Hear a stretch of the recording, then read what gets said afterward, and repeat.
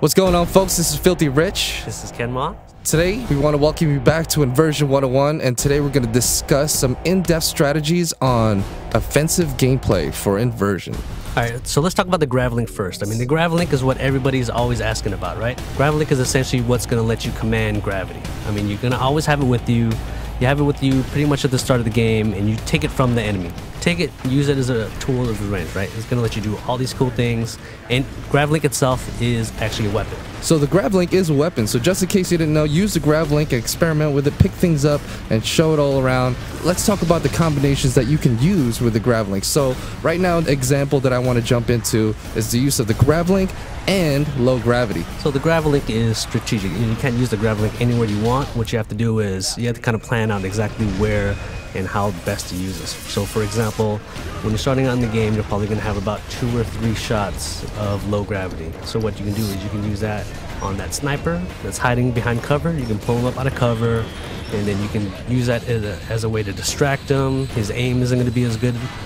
Later on, once you get a little bit better, obviously, you can put him up in the low gravity and then maybe grab an object out of the environment and throw it at him for a one-shot kill. That's a really, really cool thing. Now let's, we touched a little bit up on low gravity. Let's fill them in on high. Like, what's a cool situational thing that I would be put in to want to opt out to use high gravity? So high gravity, what it's going to do is it's going to increase the weight, 3-4 times. Once you hit an enemy with it, you'll see him stuck to the ground. He's kind of struggling. You've got about 5 seconds to decide what you want to do with him at that point.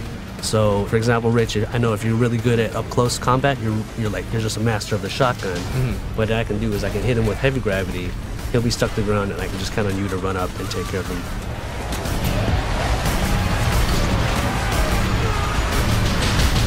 Movement, mobility is an important thing, but another thing we need to touch up on is zero gravity. Zero gravity are these entire portions of the level where the player, environment, enemies, everything is floating. Everything's always going to be constantly floating. That means grenades, they don't land, they go and float until they blow up. So how am I going to kill people? Easiest way, instead of trying to flank them, you can flank them normally. Right, you can kind of bounce between objects with your Gravlink. Gravlink will actually pull you toward, almost like a grappling hook. It'll yank you towards an object. Once you start getting pulled toward this object, you can take out your shotgun, you can take out your sniper rifle, then you've got these cool mid-air battles where you're just kind of shooting at your enemy, and they'll be doing the same thing to you. So it's not uncommon to be darting back and forth and trying to line up that perfect shot, and it looks cool and it plays great. So the next thing that we're going to cover is vector shifts. So vector shifts are one of the coolest things in this game, playing on 2 different playing fields against the same type of opponent and having everything work as they normally would, but with both priorities, mine and yours, still functioning how it would normally, but I would just see you on the side of a wall and kill you. I mean, so if you see, vector shifts aren't just cosmetic. Everything has completely shifted. Enemies are going to be running at you from the side of the wall, as you can see.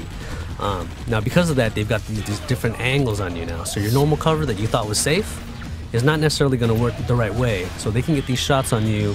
Your cover is already destructible. It's falling apart. What you're going to want to do in this situation, use your Gravlink, find out anything that's around you in the environment, anything you can find.